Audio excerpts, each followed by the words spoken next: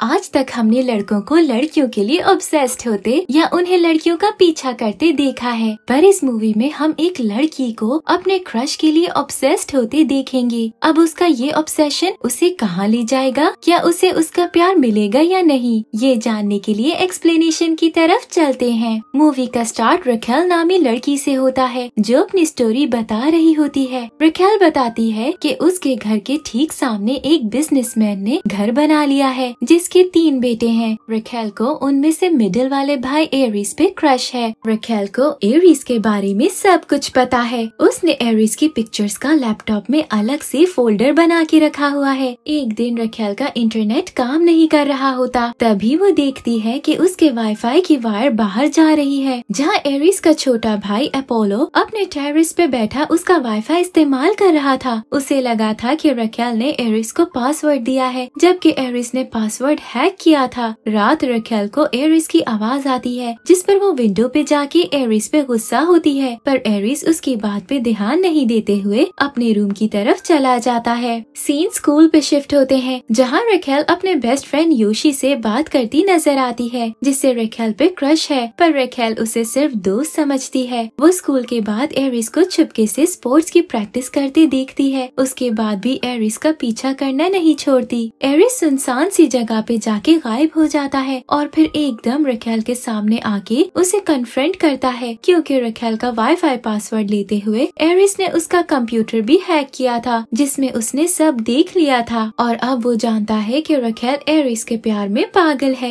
Eris के पूछने पर रखेल उसे कहती है कि वो एरिस को बिल्कुल वैसे अपने प्यार में पागल देखना चाहती है जैसे वो उसके प्यार में पागल है, पर एरिस उसकी इस बात को मजाक में ले जाता है। रात होने की वजह से रखेल एरिस को उसके साथ घर तक चलने को कहती है। एरिस उसके साथ चलने से पहले उसे किस करने की शर्त रखता है जिसे रखेल मान लेती है। एरिस रखेल के करीब हो जाता है पर किस किए बगैर ही आगे बढ़ जाता है। घर आके रखेल गुस्से में वाईफाई बंद कर देती है। डिनर टेबल पे भी वो एरिस के पोस्ट देख रही होती है जिस पर उसकी मदर एरिस की तारीफ करती है, पर रखेल उन्हें ये कहते हुए चुप करवा देती है कि वो एक बिलियनियर है और रखेल एक आम सी मिडिल क्लास लड़की। दोनों चाह के भी साथ नहीं आ सकते। रात एकदम एरिस विंडो से रखेल के रूम में आ जाता है। वो तो वाईफाई ऑन करके वापस जा रहा था, पर रखेल उसके ऐसे रूम में आने पर उस पे गुस्सा होने लगती है। एरिस उसका गुस्सा ठंडा करने के लिए उसके साथ रोमांस करना शुरू हो जाता है जो रखेल को बहुत अच्छा लगता है, पर एक बार फिर एरिस सब बीच में छोड़ वहाँ से चला जाता है जिस पर रखेल को उस पे मजीद गुस्सा चढ़ जाता है। सीन्स योशी पे शिफ्ट होते हैं जो स्कूल के गार्ड के पास झूठी खाने की डिलीवरी लेकर जाता है और स्विमिंग पूल की कीज चोरी कर लेता है। यही बात करने वो रखेल के पास कैफे पहुंचता है जहां वो काम करती है। वहां एरिस को आता देख रखेल छुप जाती है, पर एरिस जानता था कि वो वही है, इसीलिए वो सामने आ जाती है। एरिस रखेल को अपने भाई के क्लब की लॉन्च पार्टी पे इनवाइट करते वहाँ से चला जाता है।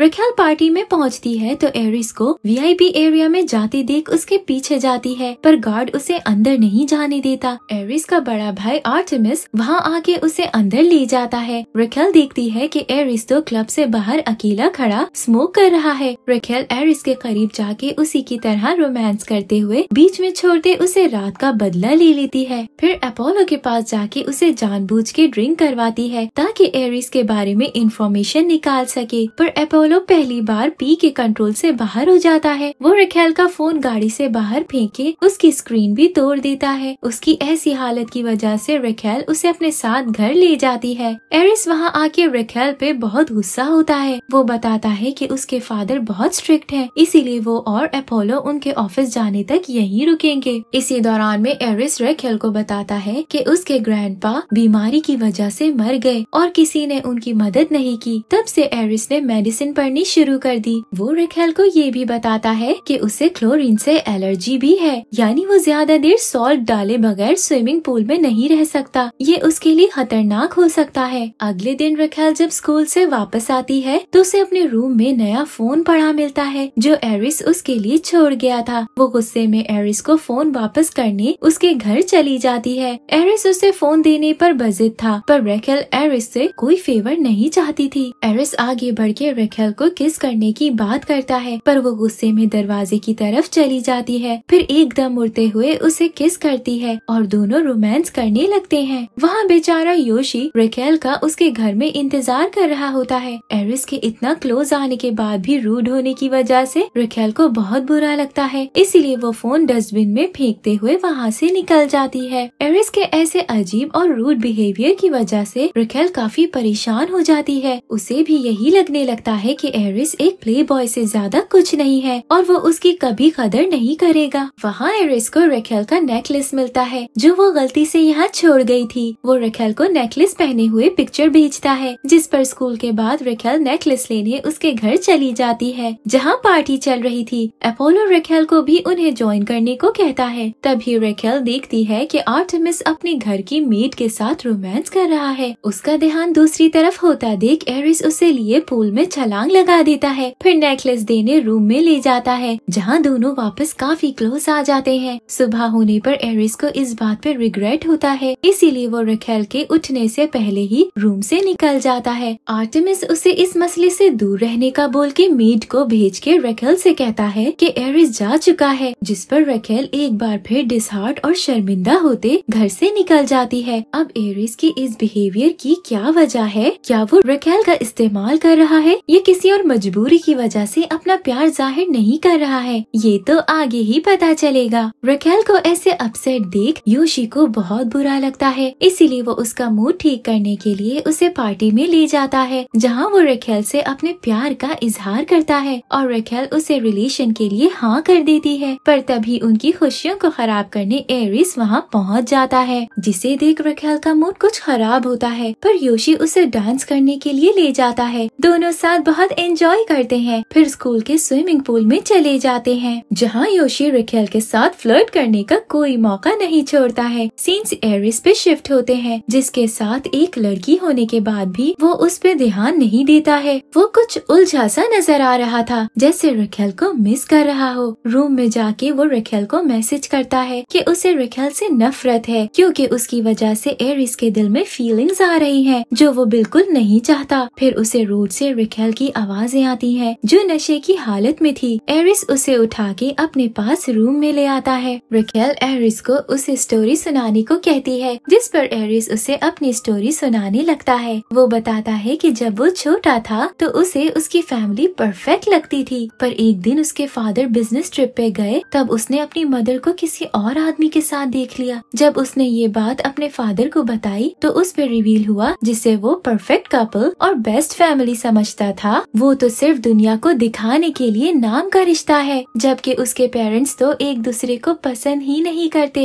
एरिस के फादर उसे कहते हैं कि प्यार इंसान को कमजोर बनाता है, वो जितनी चाहे लड़कियों के साथ अफेयर चलाए पर मोहब्बत ना करे। इसीलिए एरिस प्यार से दूर था, पर रेकेल के आने के बाद सब बदल गया। सुबह होने पर रेकेल खुद को अपने रूम में पाती है, जहाँ उसकी मॉम उसे सवाल कर रही थी कि वो कीज के बगैर घर के अंदर कैसे आ गई। सीन्स एरिस के घर पे शिफ्ट होते हैं, जहाँ आर्टेमिस अपने डैड को एरिस और रेकेल के बारे में बता चुका था। इसीलिए एरिस के डैड उसे कहते हैं कि बचपन में उन्होंने उसे जो समझाया था वो याद रखे और रेकेल को भूल जाए। एरिस इस दिल और दिमाग की जंग में फंस के रह जाता है। आखिर में अपने दिल की सुनते हुए रेकेल से बात करने चला जाता है। एरिस रेकेल से माफी मांगते हुए उसे एक और मौका देने को कहता है। रेकेल तो वैसे ही उसके प्यार में पागल थी, इसलिए उसे एक और मौका देने को तैयार हो जाती है, जिस पर एरिस उसे सैटरडे को कॉस्ट्यूम पार्टी पे चलने को कहता है। पर इस सब में रेकेल योशी को बहुत हर्ट कर देती है। वो जब उससे बात करने जाती है तो इस बार योशी रेकेल को समझने के बजाय उसे वार्न करता है कि एरिस सिर्फ उसका दिल तोड़ेगा और कुछ नहीं। और इस बार जब ये होगा तब योशी कंधा देने के लिए रेकेल के पास नहीं होगा। रेकेल को तो एरिस के अलावा कुछ नजर ही नहीं आ रहा था, और अब जबकि एरिस खुद प्यार का इजहार कर रहा था तो रेकेल किसी और को कहाँ सुनने वाली थी। दोनों डेट के लिए जाते हैं, पर एरिस उसे पार्टी पे ले जाने के बजाय अपने कंपनी ऑफिस के रूफटॉप पे ले जाके उसके साथ अकेले अच्छा वक्त गुजारता है। दोनों का फेरी टेल रिलेशन शुरू हो जाता है, जिसकी खबर विलन तक यानी एरिस के डैड तक तो जानी ही थी, जो एरिस पे गुस्सा करने लगते हैं। पर इस बार वो उनकी सुनने के बजाय घर छोड़ के रेकेल के पास चला जाता है। वो रेकेल से कहता है कि वो उसके साथ इस कैफे में जॉब करके मेडिकल स्कूल जाने के लिए फीस जमा करेगा। आर्टेमिस को पता चल जाता है कि एरिस कहाँ काम कर रहा है। वहाँ रेकेल की मॉम उसे बताती हैं कि वो आज केटरिंग ड्यूटी पे जा रही हैं, घर लेट आएंगी। एरिस रेकेल को अपने फादर की एक पार्टी में ले जाता है ताकि अपनी फैमिली से मिलवा सके। वहाँ ही रेकेल की मदर केटरिंग का काम कर रही होती हैं, जिन्हें देख रेकेल नर्वस होके वहाँ से निकलने लगती है, पर गिरते हुए खुद को सबके सामने मजाक की वजह बना लेती है। इतनी बेइज्जती के बाद वो एरिस से नाराज हुए वहाँ से चली जाती है, क्योंकि उसे लगता है इस सब के पीछे एरिस ही है, जबकि ये सब करने वाला तो आर्टेमिस था, जो एरिस को समझाता है कि रेकेल को भूल जाए, वो दोनों कभी साथ नहीं आ सकते और वापस अपनी दुनिया में आ जाए। एरिस आर्टेमिस को मेड के साथ रिलेशन पे टॉन्ट करता है, जिस पर आर्टेमिस कहता है कि वो सब खत्म कर चुका है। रेकेल इस हादसे के बाद बुरी तरह टूट जाती है, यहाँ तक कि अपनी मॉम से भी बात नहीं करती है। वहाँ एरिस का हाल भी कुछ अच्छा नहीं था, इसलिए उसे हौसला देने आर्टेमिस की गर्लफ्रेंड और घर की मेड क्लॉडिया आती है, जो इस सब से गुजर चुकी है। योशी अपनी बात पे कायम था। वो सब पता चलने के बाद भी रेकेल को हौसला देने नहीं आता है। जॉब पे एरिस रेकेल से माफी मांगता है, पर रेकेल उसकी एक नहीं सुनती, यहाँ तक कि उसके साथ प्रॉम पे जाने से भी इनकार कर देती है। उसे ऐसे देख के उसकी मॉम से भी मजीद रहा नहीं जाता। वो रेकेल को बताती है कि उसके फादर का नॉवेल इसलिए पब्लिश नहीं हुआ क्योंकि उनमें इसे किसी पब्लिशर के पास ले जाने की हिम्मत ही नहीं थी। वो रिजेक्शन और चेंज से इतना डरते थे कि कुछ कर ही नहीं पाए। रेकेल को ये गलती नहीं करनी चाहिए। अगर वो एरिस से प्यार करती है तो उसे बता दे, आगे जो होगा वो देखा जाएगा। रेकेल प्रॉम के लिए तैयार होके एरिस से मिलने जाती है, पर कोई उसे एरिस से मिलने नहीं देता। एरिस भी अपनी फैमिली के दबाव में आके कोई स्टेप नहीं लेता, जो देख क्लॉडिया को भी बहुत दुख होता है। रेकेल एरिस को मैसेज करती है कि वो प्रॉम पे उसका इंतजार करेगी और स्कूल चली जाती है, जहाँ वो एरिस का इंतजार करने लगती है और एरिस आ भी जाता है। पर रेकेल से पहले वो योशी से मिलता है ताकि वो योशी के दिल से अपने और रेकेल के लिए बदगुमानी खत्म कर सके, जो इतना आसान नहीं था। इसीलिए एरिस योशी को पूल साइड पे ले जाके अपना गुस्सा निकालने को कहता है। दोनों के बीच लड़ाई शुरू होती है, जिस पर एरिस पूल में गिर के जख्मी हो जाता है। सिर्फ यही नहीं, एकदम पूल में पानी आने लगता है जो सॉल्ट के बगैर था, इसीलिए एरिस की हालत खराब होने लगती है। जब योशी रेकेल को जाके इसके बारे में बताता है तो रेकेल फौरन एरिस को बचाने वहाँ पहुँचती है और हॉस्पिटल ले जाती है, जहाँ एरिस की फैमिली रेकेल को गुनहगार की नजरों से देख रही होती है। एरिस के हॉस्पिटल में होने के दौरान काफी कुछ बदल जाता है। रेकेल हिम्मत करते हुए एरिस के डैड और आर्टेमिस से बात भी करती है और उसके होश में आने पर अपने प्यार का इजहार करते हुए हमेशा उसके साथ रहने का वादा करती है। अपने बेटे की जान की खातिर एरिस की फैमिली अपने उसूल बदलते हुए एरिस और रेकेल का रिश्ता एक्सेप्ट कर लेते हैं। सिर्फ यही नहीं, एरिस मेडिकल स्कूल में चला जाता है और आर्टेमिस का क्लॉडिया के साथ रिलेशन भी नॉर्मल हो जाता है। यही अपनी स्टोरी रेकेल अपने नॉवेल के लिए लिख चुकी थी और सबको सुना रही थी। उसका ये नॉवेल बहुत हिट जाता है और उसे खुद पे कॉन्फिडेंस भी आ जाता है। अपनी छुट्टियों में एरिस जब घर आता है तो रेकेल की विंडो से ही उसे मिलने आता है और इसी के साथ मूवी एंड हो जाती है। Thank you for watching.